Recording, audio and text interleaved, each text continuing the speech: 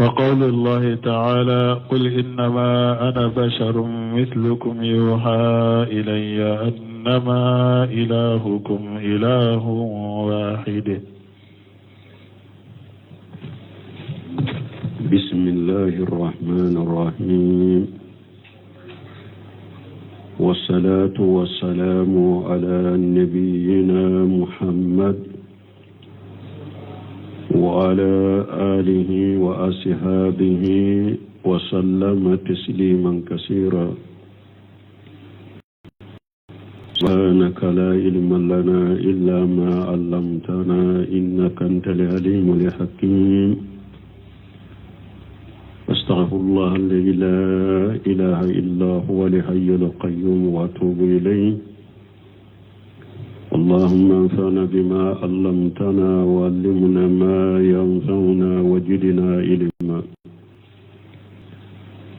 بي أربع سوية هجرية باكلة أني كمناني أني بناني أني شبي شهر المحرم من هجرة سانكالو فلو بيسوينيو مغاني سابنادي نيلادي نصارى كجاتي با فلان مغاني وورو سانكالو ولون فلان بيسوينيو شغيناي أمبي داودا بو مسجد رجاق أمبو كنو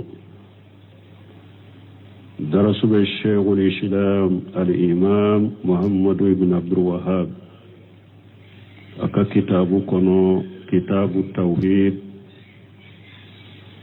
بندا منا باب ما جاء في رياء كن ني بندا كان كريما جلمي ناني جنوب من نانا يرجرا كولا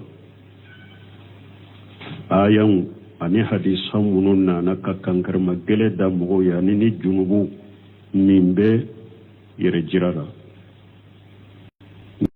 بودا كما ودكا maliye shahidu ka ye bonda daminani aya minye aya inkalananka me bi deresu tese ka se aya ima muslimin sarahu baga aye muqaddima mununke المؤلف رحمه الله تعالى أطلق ترجمة فلم يفسه بحكمه. أقوم مؤلف والله كلا أيه بوندا فوتي أما فرنفانشا كي كاكيري كاكا مانا أيه بوندا كي كايري جرافو مي أما كيري فرنفانشي يرجرا كا يرجرا كيري يجمع موفو منا لأجل أن يحكم الإنسان بنفسه على إرياء على ما جاء فيه. puro hada madan yere ka kiri tigani yere jiraka ayan munun nana la hadisan munun nana la puro ka kiri tiga yere jira minye ka kiri tiga yere jiraka yoto yere bolo ni aya wuye ani hadisa wuye. Tarifu riyai masdaru ara yurayi yerejira mundo iriyawu mundo kuma boyoro ara yurayi ay amila amala liyarahu nnas yerejira la yede kabara doke puru mogokaye wa yuqalu muraatan ubafo yerejira kama yuqalu jahada jihada mujahadata. ويدخل في ذلك من عمل العمل ليسمعه الناس. أبجو يرجع كونو مغفنا كبارة كبرو مغوكا أمي. شالو فوزان إعانة لمستفيد. عليك الفرق بين إرياء وسموة. ako franfansha mi difference min be yere jira ani sumani nyogonche أن الرياء فيما يرى من الأعمال كالقراءة والذكر والواز وغير ذلك أقول يرجع بدو بارا ودلا بارا منو نوبيه كمي سالي بارا منو مبيه كمي سالي أني سرغتي بو بارا منو مبيه كولو كبرو مغو كويه يرجع يقول ale be do baraw da munum beye wa ma sum'a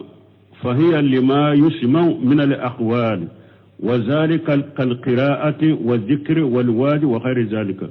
anna iriya fima yura min al a'mali kas salati wa sadaqa ako faragu min be yirejira ani ka baraw ko ukamme faragu min bunu nyogonche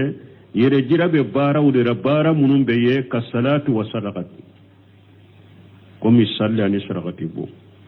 wa amma sumwa me suma e menye kabaraw ke pour u kamme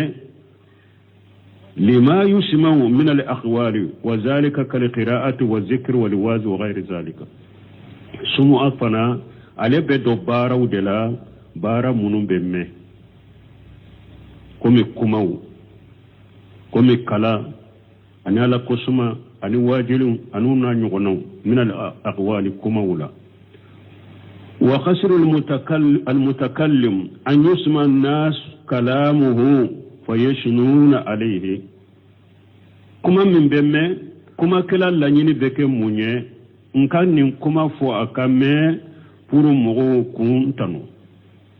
wa yaquluna jaydu fil kalam munafu akara saka kuma kanyi jaydu fil muhawarati nyogon kuma sagi karasa be shala jaydu fil qutuba karasaka kutuba kani innahu hasanu sawtu fil qur'an karasaka kankani qur'ana kalanda ija kana yuhashinu sawtahu bil qur'an ni et akera atun atigi kera moy na ba kanye ni qur'anai puru ni mugo ya mi ukatan فإذا كان يلقى المحاضرات والندوات والدروس من أجل أن يمدحه الناس فهذا السمعة ناتج بمحاضرة أني كونفرنسيون أني درسو نابن نونون كده pour مغو كاتانو نيند توكو سمعة أبدو يرجع كنو أمبسا كتابون أمسمينو كسرهولا ويقال له مسمع وباف ننتجما مسمع ما أنا من باكا كومن بمي منبو أولوك بروك مي وفي الحديث عن النبي صلى الله عليه وسلم أنه قال من راى الله به ومن سمى الله به في دين كن مغمن يكباروك pour مغكوية على بي ربي لا قيامة كنك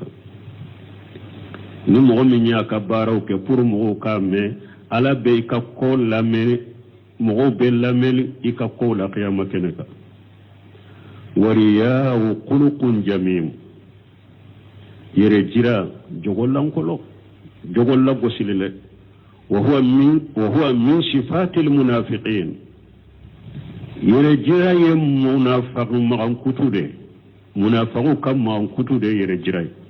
qala ta'ala على كل من كرة لندو وإذا قاموا إلى صلاة قاموا كسالى يراءون الناس ولا يذكرون الله إلا قليلا ألكم منافقون فلان ni wulila kata salli manu be salli u fari fagalende be salli nu bu yere jira mugula ute ala kosuma fo ala kosuma fitini wiriya yubhasu fi maqamayni yere jira abenyini joyoro fulala al maqam al awwal fi hukmihi yere jira amba afese fese ka fese fese joyoro fula fi hukmihi yere jira kiriya jumai فيقال إرياء من الشرك الأصغر فنقول نانكو يرجر أنكا فسي فسي كبريبري لاتيكي أمبا فسي فسي جو يرو فلو yere jira kiri jumai fa naqulu amba fu riya min ash-shirk al-asghar amba fu yere jira mushriki fitini de do li'anna al-insana qasada bi ibadatihi ghayra Allah parce que hada madde ye ala tanade la nyini kabatoy wa qad yasilu ila al-akbar yere jira beseka ke mushrikiya kumbaba yerema wa qad masala ibn qayyim li shirk al-asghar ibn qayyim aye yere jira misaliya ke fulanka fo ewa fitini yere jira fulanka fo fitini la ya misaliya ke fa qala mislu yashir riyai ako yere jira nugoma ko fulanka fo fitini ya jumai aya misaliya ko yere jira nugoma wa hada yadullu ala anna iryal kathira donc nimba iranna ko yere jira chama qad yasilu ila al-akbar obese ka se musirkiya kumbaba ma ninye joyoro foloye yere jira akiriye munye musirkiya fitini de do abese ka se musirkiya kumbaba ma obena misaliya kono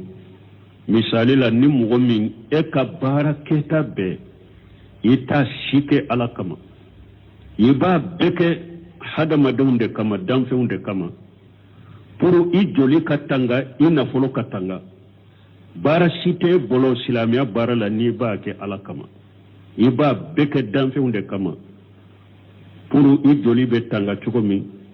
ina folo be tanga chukomi boninde togoye ko yere jira kumbaba Abdullah ibn Ubay ibn Salil munafiqun ka yere jira yeninde tuma misal Fawzani yennin fo yanatu mustafidi kono akon ninte bo mumini bolo mumini teninke ni yere jira sugute mumini bolo yere jira kumbaba min fulani ne nabi labo silamiya kono waye munafiqu ka yere jira de المقام الثاني في حكم العبادة إذا قالت هيرياو جو يرفلنا مني فسفسل بنا كاكا كما بنا كاكا يرجراكا باتو كيري يجمعي باتو مني يرجرا نغمبرالا أمبنا فرنفانسيا جو يرفلنا ينندي باتو كيري يجمعي باتو مني يرجرا نغمبرالا وهو على ثلاثة أوجه bato kiri bato mini yere jira nyagambira ala obetila katatelo yaruma saba ni iyanatu mustafidu la jale be yere jira intila katatila yaruma fula tira yaruma folo oye yere jira kumba baye anye munafiqu ka yere jira minfo kumba baye oya folo ako fulana oye yere jira fitine wala o yere jira fitine sisa ode bena tila yaruma saba يرجع فتني دبتلا تلا يروم الصبا. الأول فلو أن يكون الباعث على العبادة مراءة الناس من الأصل. وفتني سبا فلو يموني هذا مدام أكاسر مني إبلا بطولا مغو كاية depuis bateau lesiri minye ebila bateau kele la depuis bateau keto adamina akera ibolo aketo ibolo illa nyini yede mugo kaye kaman qama yusalli min ajli mura'ati an-nas comme ni mugo min mulila abake kasalli pour mugo de ka ale kasalli wala mu yakhsir wajha Allah ama wa ala la nyini ni akasalli fa haja shirku wal ibadatu batilatu ni yere jira ye shirku ye bato inchialeno sawusal fawjan fayo fule ale fule katila yoroma folo kedende yere jira kumba bade ninye depuis bara lesira make alakama eya kede dro mo kaye nimbara min fule ninye ni yere jira sugu min fule ninye shirku de adona bato mina bato inchiana ninye folo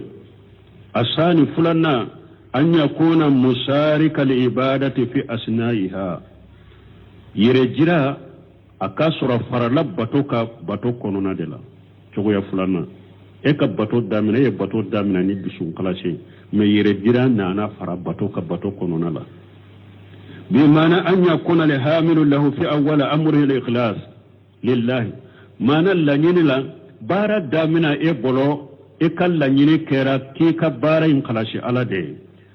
summa yatrawu riya fi asna al-ibadati me kito bato konona na yere jira nana dola fa in kanat al-ibadatu لا ينبني آخرها على أولها نا يسرب بطي أفلنا اللبا وتغلن تنيغنا فأولها شهيه بكل حال بطي فلو سهلين الله لا بيلا والباطل آخرها بطي اللبا بتيا مثال ذلك ومثال الجمعة رجل عنده 100 ريال مغدو iriyali keme ba bolo komi uruka wori yode masala an fana ba misali an ka wori la mogodo shefa keme ba bolo qari a'addaha li sadaqati wa shefa keme min ba bolo aya bila sadaqati de kama fatasaddaqa bi 50 mughlisa aye bi duru aye sadaqati likeni bi duru ye الدسكون قلسلة وراء في 50 الباقية بدورو من تورا بلو ودينتو يرجلا نولا أيوك يرجلا كما فالأولى حكمها شهيه بدورو فلو كيري ويسرقت سهلين ويبار من عليه وثانية باطلة بدورو فلان من ديران يرجلا وشيانا أما إن كانت العبادة ينبني آخرها على أولها فهي لا حالين من لا يسر بارا من دو يرجل دون بارا من كنوننا بارا فلونا لبن بيد تقولين دو منيغونا وفرالين تكبو نيغونا لا حلف لا بولا ألف لا حلف أن يدافع إرياء ولا يسكن إليه لا حلف بطن من فلونا اللبن تقولين بنيغونا bato daminato a keren dusun kalashe ne bato konona la ewa yere jira donna la iye yere jira nyoni yere jira ko be do dusukun kono do ya nyoni ama sabati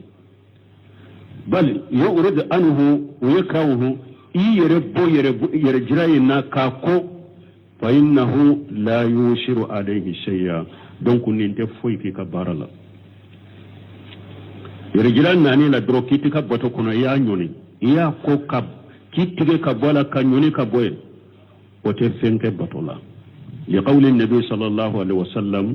nabiyuma ka kuma ko salaka taruna kisibaka inna allaha tajawwaja li ummati ma haddathat bihi anfusaha ma lam ta'mal aw tatakallam cidan ko le kamanto ko alatte menale kamanto kunni komin nana unnin kono koyi uma barake uma kuma fo ko ala temena ola hadama de wasu munun bena innin kono ko imu kuma fo bara jugo do nana innin kono ube yere jira nana innin kono ima yere jira kuma ke ima yere jira barake ala timina nai مثال ذلك أقول مثال الجمعة رجل قام يصلي ركعتين مخلصا لله كيدو أولي لا باكي كاركم فلا صلي عليه قد سون كلاش عليه وفي ركعة الثانية أحس برياء فصار يدافعه أركم فلنا أييرا دو أسومنا يريرا لا أيرلا أييرا دو أيرلا أركم فلنا لا فإن ذلك لا يضره نا يا نوني أركم فلان أييرا أسومنا ولا أيودو أيرلا أيا نوني فإن ذلك لا يضره ni rejira bin na biskuniya na ya nyoni ka boye nin ta toro wala yushi wala salatihi shay'a nin te foi ka sallila na masabati albaw an yatama inna ila hajar riyai fulana arakan fulo salilani dusun kalashe arakan fulana yere jira nana yere to yere jira imbolo yere to yere jira imbolo wala yudafiuhu ima yere wala yudafiuhu ima yere yere nyoni fahina hiji o wakati tabutulu jami'ul ibadati ikabbato bebeciya arakan fulo ni fulana beciyana parce que ni ñe bato de wulustu gulembe ñogona de wote saka faraka bo ñogona abeciyana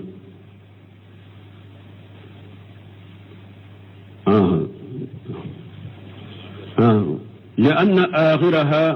مبني على أولها ومرتبط به parce que nimbara laba atugulemba folo la de asirilemba la de asirilemba misalu jalika misaliya الرجل قام يصلي ركعتين مخلصا لله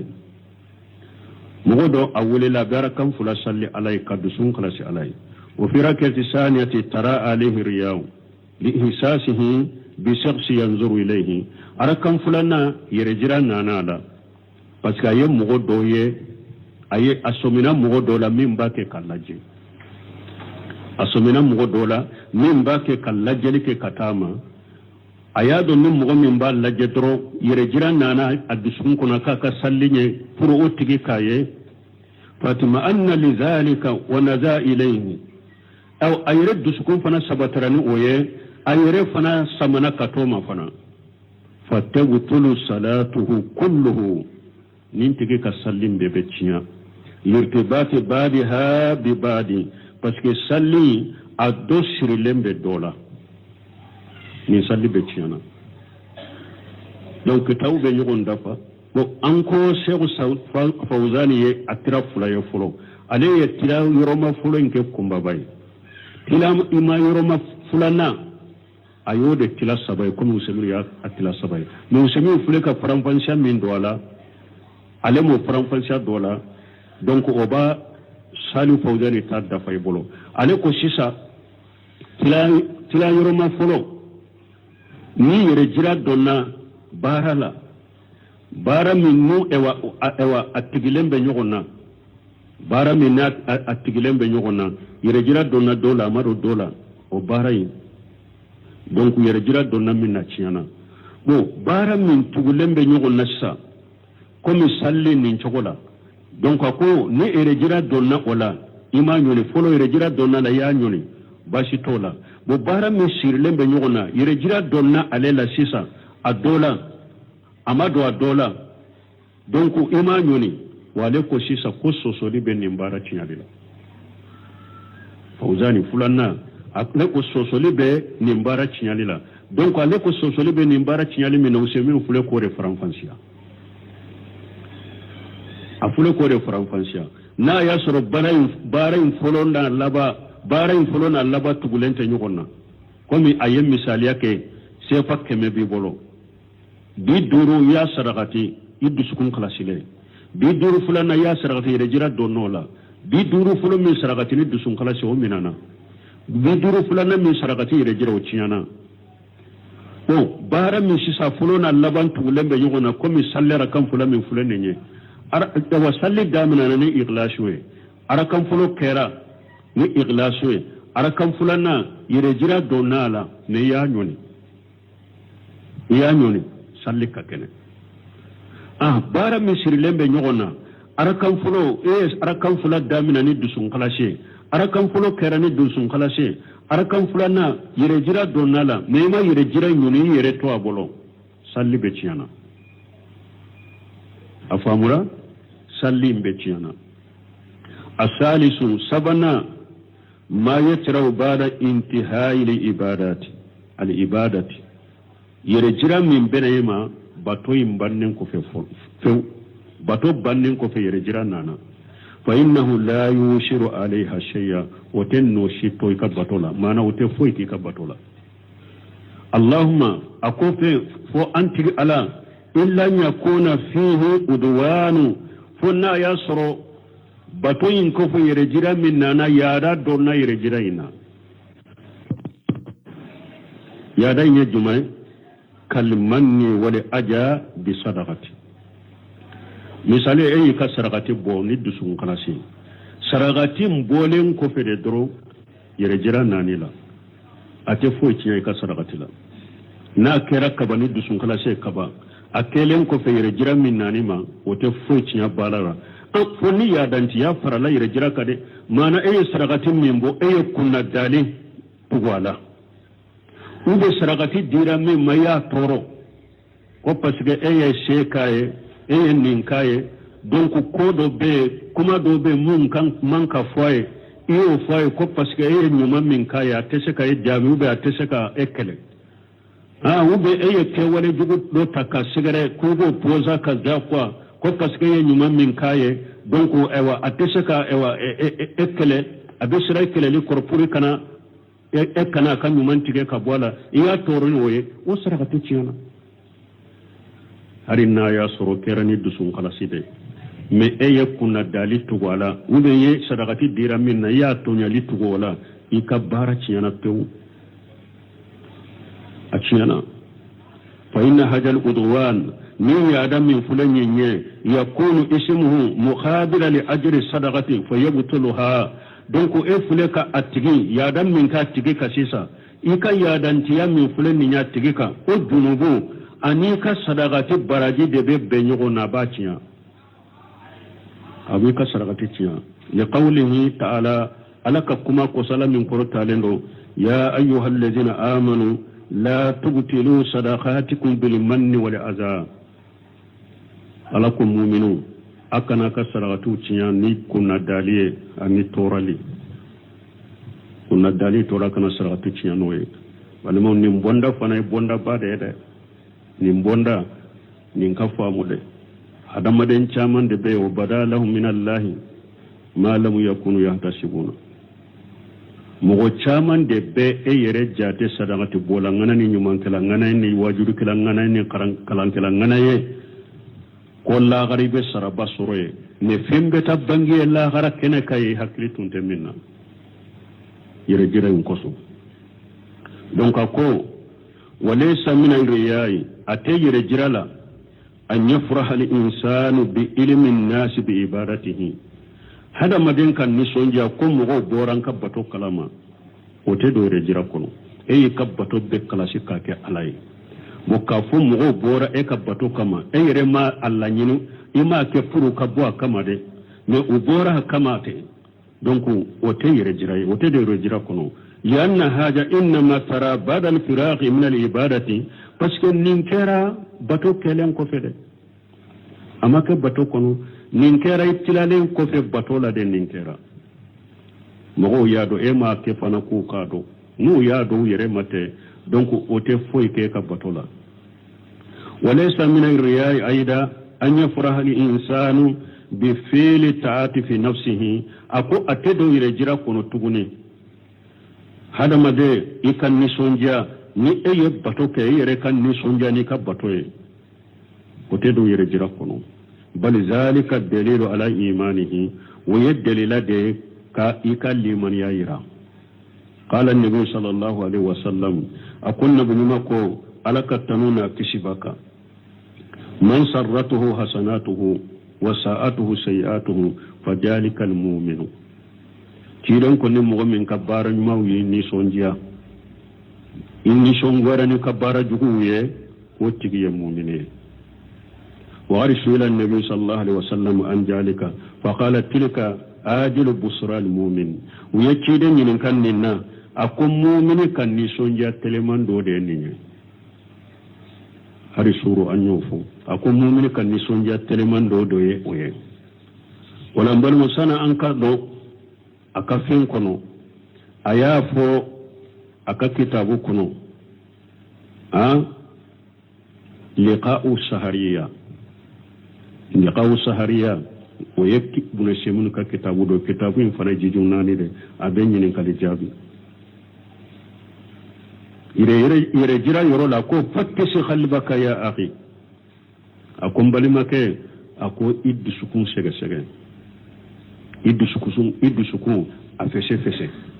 هل فيك إرياو أكو إد سكون فسي فسي يا لا يرجرى بلاوا هل فيك كراهة للحق إد سكون فسي فسي يا لا تشنيا كونيا بيد سكون كنوا hal fika buqdaa lil mu'minina iddusukun fese yala mu'minu ka koniyanu ka juguya biddusukun kono wa hal fika haqidu ala al mu'minina yala mu'minu ka besen koniya biddusukun kono wa fa inna qasila al qalb kull yawmi akodongo do ki dusukun ko aham wode hamilondo min qasili shiyab kulli yawmi shiyab kulli yawmi akode hamilondo kateme dongo do ki kafini ko do sheminu akoy ki janto dusukunda dongo do ka dusukun fese ki dusukun ko ka shige yala yere jira balawa yala dusukun cinya koniya balawa yala dusukun mu'minu koniya balawa yala dusukun mu'minu besen koniya balawa idusukun ko dongo do iki dusukun ko de wode hamilendo kateme wode kagale kateme dongo do iki ka fini ko iqsil qalbaka wa tahhirahu akoy dusukun ko iki dusukun senaya idusukun ko iki dusukun senaya dambali mo dusukun ka senaya de dusukun ka ko de ka boyere jirama de bi fana fule الحسن بصري دلك فوق أقول وإن كان الرجل لا يجمع لقد جمال القرآن ما يشرب به جاره وإن كان رجل لقد فقه الفقه كثيرا ما يشعر به الناس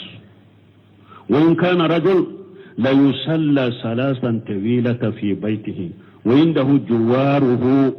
لا يشعرون به الحسن البصري كو أكو أولولا سلفولا كم مغودو تنبي إبا سورة يقرأنا بالدروسي كفر نيغونكا نيبا سورة سيغي نيغون تا كلاما قرآنا بالدروسي لنبا بولو نيبا سورة كسيغي نيغون تا كلاما أكو إبا مغودو سورة مغودو تنبي abin ewa dina fiqhu ka dina kala ka famu chama ka soro mugo sobilen tala re mugo tado ko ni nek doni ke bagay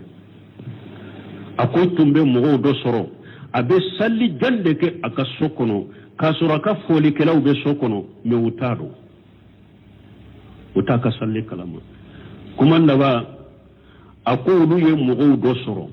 baranyuma be jiya kono ni abese ka dogode u ba dogode o te bokkene ma u bolo abada baranyuma ubu ka fere bede ke ku ka baranyuma ko ne bese ka dogo ba dogode o te bokkene ma u bolo abada ako adu tumbe ube duwa janke uni alache ne ete fuy mi ka dawla fo ka dawolo la maka an kalla halafule mogo be salli ate salli yere aba yere ke salli bagaye ka pare di mogo do ma ko akale ka fotota kachi akuka erejo soso ka situka abe aye atege fense ate do yere ke do kelay ka apare di do ma ube ka telefoni di do ma ko aka fotota aba bilaw ka situka alikaba koro abe foto taba bila situka ciren kam misiri kono abe foto taba bila situka arafa foto be taba bila situka jamarati foto beta batoro be ayere de baka foto ta ko bila sitika ko mo kenama nimbe yere jira nimbe na mi kabara cinyapon abana gashide abana gashika dima mu wara beke awa apparew debe fantaw no febi fantaw lebu baaw fanada fantaw wayba bagani fantaw lebu baga nu be watan kele mindi ema fo jiya bekiye ille buto de fulade appare debe sigika watan dito appare debe sigika wa fula dito appare debe sigika kille bu jiya bekiye awa o photo sa e beta sa o photo ko toye hari ummo de undo bena ye ko ja fawtu nya fantande saragatu de tumbe dama fantal lebu uti swabara bi foti lebu de jiya bekiye ki photo ta ki filme saga di to mai be filme so di to mai be filme tren di to mai be filme fantal lebulau ale yere be yere jira la basa ge ka fantan to no fana ku lebu ni photo ko alaka hakiman da man bali mau no bora sanan ka don ka ayala imam na maliku fana tumami abdullah jibril ka kitabu dobe tahjibu tashihilu aqidatul islamiyya abo kitabu kono na be kuma irejira irola abe maliki ka kuma do fo ako qala al qallal arwa al hakim alati sanadu natite ne de ba natite ne tara asarul laje yorore qala al qallal arwa al hakim fi tarihihi an maliki bay hagifana kuma inati fi shu'ab al iman qala li malik ko qala li rabiyatu rai arabiyatu rai wayan maliki kakram gode maliki ko arabiyatu rai ko alema ya malikun man safula qala qultu man akala bidinihi arabiyatu rai akum maliki ma akum mani ye jonye nalma ye jonye hendombali ye jonye maliki ko nimmo gommi nye jiya doni ni ka dinai ni mɔgɔ min ye diɲɛ dunni ka diinɛ ye nafolotigiw de ye sa sisan e ka nɛn olu de ka nɛn bɛ da kuranna ka nɛn tɛ da hadisa ka nɛn tɛ da dɛ nafolotigi minnu bɛ kin kɔnɔ nafolotigi minnu bɛ misiri kɔnɔ olu de alimami sa ka karamɔgɔ sa olu de nɛn bi da n'u ko i ka min fɔ i n'a fɔ n'u ko i ka da de min na i n'a da de a la imamu na maliki ko nin de ye maani ni naluma ye ka dumuni kɛ n'a ka diinɛ ye amma bade wa qala li ako alema man asfalu safla mani ya jonye qultu man aslaha dunya khayrihi bi fasadi dinihi ako arabiyatu rai kuma akum mani fana mani waye jonye malik ko ale ko ni mo min ya katana jiya dila ni ayre ka dina cinyali ki ka tana ka mɔgɔ wɛrɛ ka diɲɛ dila ka mɔgɔ wɛrɛ ka diɲɛ dila ni ka diinɛ tiɲɛli ye a ko maani ye o de maliki ko tuma min ale ye ninnu jaabi karamɔgɔ la fasadarani a ko karamɔgɔ ya ale ta sa ko ale ka kɛ derisu dila ye a ko ale ka kɛ derisu dila ye sisan o la n balima an ka n yɛrɛ contrôler an ka n yɛrɛ jateminɛ dɛ hari o don n y'o de fɔ ngo ɲininkali jaabi ninnu kɔnɔna na mɔgɔw k'u a kɔlɔsi dɛ an tɛ hadamaden wɛrɛ ka diinɛ diɲɛ ɲaani k'an ka diinɛ tiɲɛ dɛ imamuna maliki ko maani naluma ye o de ka mɔgɔ wɛrɛ ka diinɛ diɲɛ dila ni e ka diinɛ tiɲɛli ye o de y'a to ale maliki kelen de ko hadamaden ka ala de lajɛ i ka kuma fɔtɔ ni ka kɛtaw la a ko n'u ye ɲininkali pɔsɛ i la a ko sani ka ɲininkali jaabi e yɛrɛ k'i yɛrɛ jateminɛ kun filɛ jahannaba ni arijanna de cɛ ni ye ɲininkali jaabi ka ɲɛ n bɛ arijanna kɔnɔ ni ye ɲininkali jaabi n'a ma ɲɛ n bɛ jahannaba kɔnɔ maliki ko ni ɲininkara sani ka ɲininkali jaabi ni jateminɛ fɔlɔ dɛ i yɛrɛ jateminɛ kun filɛ jahannaba ni arijanna de cɛ ɲininkali jaabi ɲana i bolo bɛ arijanna a jaabu tiɲɛna i bolo bɛ jahannama ala kan kisi ala kan tanga ala kan dusukun kɔlɔsi donc an bɛ don aya na n'a sera ka dafa qawluhu taala ni ala ko ala min kɔrɔtalen don innama ana basaru mislukum ya'muru allahu nabiyahu an yaqula linnas ala ba kan nabi ɲuman yamariya ko a k'a fɔ mɔgɔw ye innama ana basaru mislukum ko ne hadamaden ye comme aw ɲɔgɔn ne hadamaden de ye comme aw ɲɔgɔn wa huwa qasru nabi sallallahu alaihi wasallam ala basariyati ala ye ciden la surunya kabila hadamadenya dɔrɔn de ka ko a dan ye hadamadenya de ale ye hadamaden de wannahu laysa rabba wala malaka a ko ciden ye hadamaden dɔrɔn de ala tɛ malikiya tɛ وكد هذه البصرية ayanni hadamadeya geleya ka fuaka ka geleya bi qawlihi mislikum koma unyogo ne hadamaden de koma unyogo wa dhikru lil misli min bab at-tahqiq al-basariyati an yughna fura mun kaccidin ka hadamaden ya haqiqa yiraila aka hadamaden ya haqiqa ko yirila ko hadamaden de do qawluhu yuha ilayya الوحي في لغة الإعلام بالسرعة وقفاء لغة الوحي يميني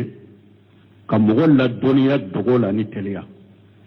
كمغول الدنيا التليا لا عن الدغول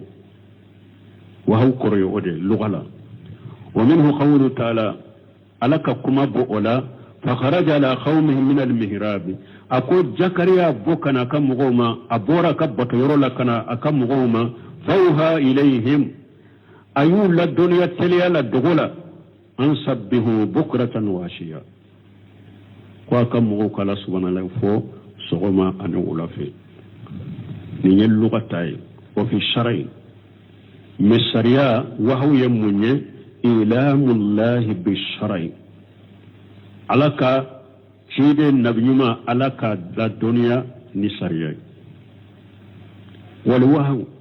والوحي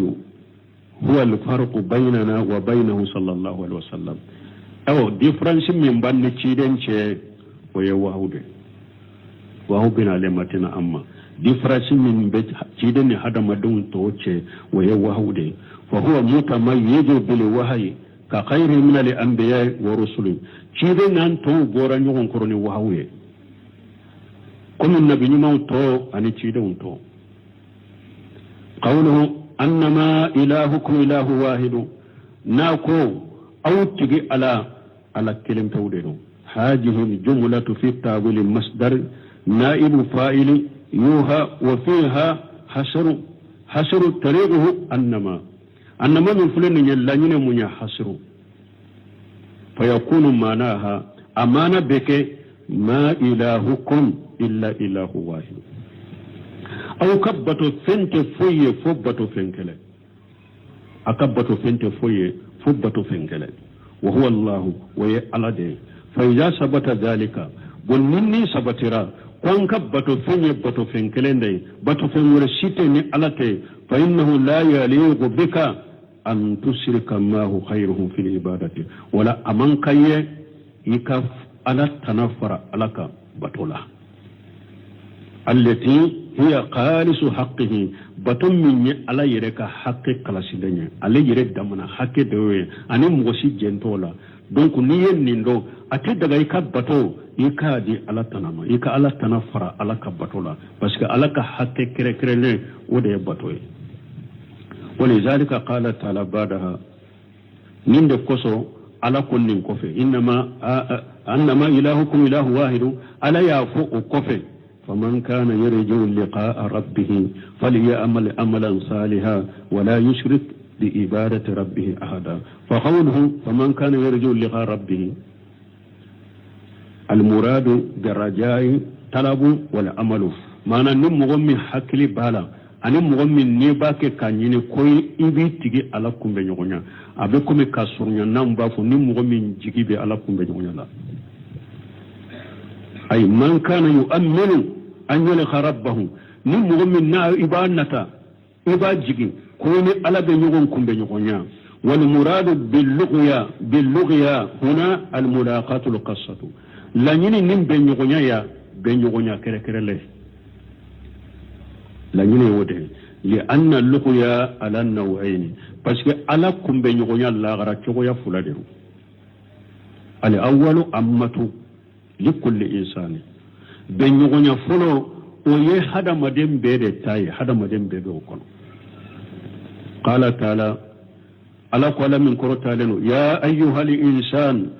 ألك هدم دي إنك كادح أي بارك لدي إلى ربك كدها إبه سادي كتا إتجي على إلى ربك كدها إبه بارك كتا إتجي على دما فملاقيه إباكم بنيونا فنا إني بيدي هذا مدين بدون ننكنو ولذلك قال مفرع على ذلك من دكوسو ألا يافو ka atige ka bonnin kuma la alako afa man fa amma man utiya kitabahu bi yaminihi ayennin kuma bolo fara ke sisa akonni mugo min ka bara gafe dirimani ikinin boloy fa sawfa yuhasabu hisaba yasira ja ko ala be kolosi min kanogo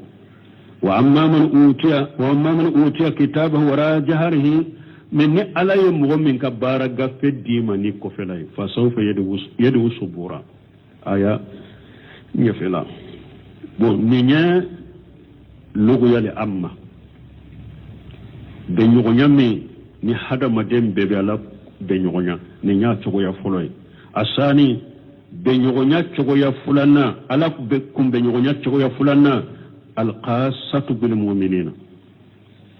be nyogonya mi be kere ni mu'minu ye wa huwa liqa'u irida wan na'im wa alaka je be nyogonya ye ani alaka nema be nyogonya kama fi hajil ayati kuma benni aya kono chogomi وتتضمن أريته تبارك وتعالى donc min fulani aya kono qul innama ana basaru mislukum yuha ilayya annama ilahukum ilahu wahid faman kana yuridu liqa'a rabbih ni aya yebbe nya kere lende wodi ato ko koma benni aya kono chogomi be nya kere le وتتضمن أريته تبارك awa nimbe nyogonya mumbo kono be ngonya kere le min fulay mumbo kono ala yedi يمونني علىكم بيوبي عليه كما ذكر ذلك بعض أهل العلم كم دونك بغوا دويو وفوتشومي فقوله فليعمل عملا صالحا الفاء رابطة للجواب شرط والأمر للإرشاد أي من كان يريد أن يلقى الله على وجه الذي يرضاه سبحانه وتعالى لن ينمي من مغمي نيال لنيني ويكا علىكم بيوغنيا تشومي ikala kumbe nyonya la halamin ni ala beje koro la halamin ni ala beje koro ala min shani alendo fali ya amal amalan salihan bara nyumake ni mugo min ni e ba fe ikala kumbe nyonya min ni ala beje koro nai bara nyumake wal amalu salihu bara nyuma fana ma kana qalisa sawaba bara nyuma yemenye bara min qalasira akera sawabai wa hada wajhu sahidu min al aya yere do kunye ne yorode aya don kunyo ne yorode mana nim mo min ka bara qalasira alai ikhlasu yoro parce que ambe iriyawu de la bonda yere jira ambo de la donc bara nyuma ni ba fe ewa ala ikala kumbe nyogonya chogonya na ikabara qalaside ire jira kana yi kabbara la de sahibu ni yoro de aya kono fal khalisu ma qusida bihi wajhullah baraka la silenya munye bara minni ala jati nyina nanai ye bara minke ala kama wa dalil ala zalika qawluhu sallallahu alaihi wasallam wadalla jama'i ciden ka kuma innamal a'malu binniyat ciden ko baro be kadin an yadele ne e barake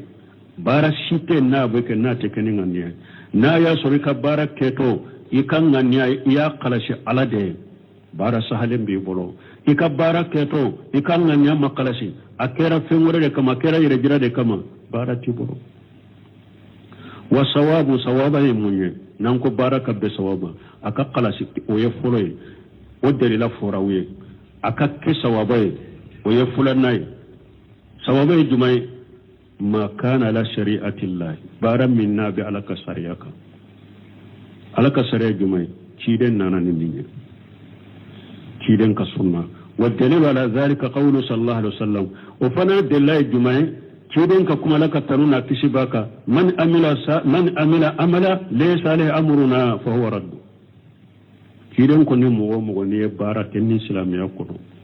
ko bara nyuma ko baraji de ibe baraji de nyinala kasura lecci den kan nyamaru kanta ka ko ka bara be sagima pour baraka ke sawaba ka be ci den ka sunnama adelere fulan ni wali haja qala al ulama min de ko so dori ke bawo ko hajani li hadisani mizanu li amali konni hadisa fula min fula ni baraw pesele baraw kam mi jarinu ka pese fenye ni hadisa fula fal awwalu mizanul amali batinati hadisa fulo bara munun ni konona baraw ye obesumani alay innamal a'malu binniyat bara munun ni konona baraw ye ulube sumani ni hadisa de ni kabara kalasila konona bara munun be na kalasira alaye i kabara kakene asahalendo na ma kalasala ye bara tibolo wasani mizanul a'mali jahirati hadisa fulana wo fana ye bara kenemala bara munun be ye kenema bara kenema taw ulu fana ka suma fenye jumaye hadisa fulana mani amila amala laysa alayhi amruna fa huwa radd obe kenema bara usuma innamal a'malu binniyati obe konona bara wude suma mani amila amala laysa alayhi amruna fa huwa radd obe tawa kenema bara usuma ولهذا قال العلماء وقوله ولا يشرك لا ناهية والمراد بالنهي الإرشاد ناكو لا يشرك لا مو بليلي دو كي بلي بليلي لا يني مونيه كي بلا سرالي يكنا فوي فر علىك وقوله بعبادة ربه أهدا قص العبادة أيبتو كركري لأنها قارس حق الله parce que bato alaka hakke kere lende wodi atwa ayebbato kere walidhalika ata bi kalimati rabbi ninde koso ananani ewa rabbi tigiya itigi ala anananu o fana ka kumay isarata ila illati ka koriya ke kata sababu mana na ko iki ka bato beke ala kelempe mana ko mina kelempe de idda itigi ya kelempe o sababu la de bato beke a kelempe munna bato beke ala kelempe a sababu de fulani parce que kelempe de idda fakama annaka rabbaka fakama anna rabbaka khalaqakan wala yusharikuhu ahadun fi khalqika kullu itigi ala yidda chogomi ni fuy ma fara ala kayka dalila fayazibu an takuna li ibadatu lahu wahdahu donc wajibu rek bato be ka tay ولذلك لم يقول من كوس على ما فو لا يشرك بعبادة الله أما فو كان فو فرا على بعبادة الله أما كالله فذكر ربي من باب التعليل ربي فرا من كبتو يسبب من نبتو ببك عليه وسبب رفوري الله أكبر ni anko ala kelim fe ko bato ko e dictateur be ni ka tatewa ni na ka komatewa ni na ka bolitewa ni na ka kaburu tigitewa ni na ka jirasutewa ni na ka dinye sotewa dinye so de ida dinye so ida koma ida boli ida kaburu tigi ida maba ida tungu ida jirasu ida dinye so ida ala min ida akelem fe bato akelin fauda yadda e ba ke kan munun bato ka fara alaka ulu ma fara alaka yi dare lawo don ko akelin fau yi da tugo mi de o sababu na ode kama de akelin fau bato kana fo faraka akelin fau bato kana fo faraka min be ko ka qawli taala kuma alaka kuma masalun kor talendo ya ayyuhan nasu ubudu rabbakum alladhi khalaqakum wal ladina min qablikum ala ko hada madau aya tigi ala kelemto bato ala minni ala kelemto da yauda mo to mena wunye ala da ya beta donc ala da yauda mo to mena wunye ala da yauda o koso de aya ala kelemto de bato kana fo bato ka fraka parce que ani fo majje kauda a kelemto da yauda donc aya kelemto bato wa qawluhu ahadan nakiratu fi siyaq an-nahy fatakunu ammatan likulli ahadin nako ahada wayen nakiraye balili ewa balili ayas balili samalila alla nyine munye fatakuna ammatan likulli hari nimbe mo bere ta foy de kana farada foy abe bedeta wa shahiru min al ayati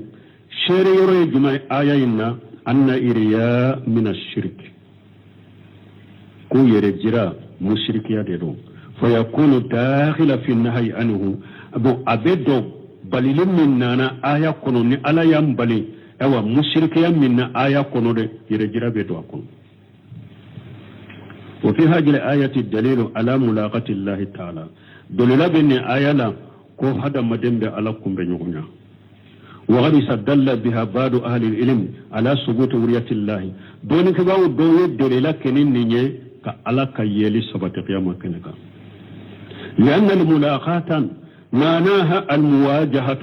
وكوب بسكم بنيوغنا يدي نشي نيوغنا دي وفيها أبون آية كنو دليل تغني على أن الرسول صلى الله عليه وسلم بصر لا يستحق أن يبدا كوتشيدن يحدى مدين دي أن يبطو منكا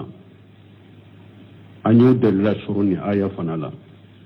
لأنه حصر حاله بالبصرية فسكت ألا يتشيدن كلا حالات دانك حدى مدين دي كما حصر الألوهية بالله كم آية bato aye bato beke ala taye chogome donc aye chiden fana take hada madanya ke chiden ta hada madan ta droye chiden ta droye hada madanya de comme bato beye ala taye chogome donc wala abanna de inshallah aya banna ya sallam be wakati amba joya subhanakallahumma rabbana bihamdika ashhadu an la ilaha illa anta astaghfiruka wa atubu ilayk أعوذ بالله من الشيطان الرجيم بسم الله الرحمن الرحيم كتاب التوحيد باب ما جاء في الرياء وقول الله تعالى قل إنما أنا بشر مثلكم يوحى إلي أنما إلهكم إله واحد بسم الله الرحمن الرحيم والصلاة والسلام على نبينا محمد وعلى آله وأصحابه وسلم تسليما كثيرا سبحانك لا علم لنا إلا ما علمتنا إنك أنت العليم الحكيم أستغفر الله الذي لا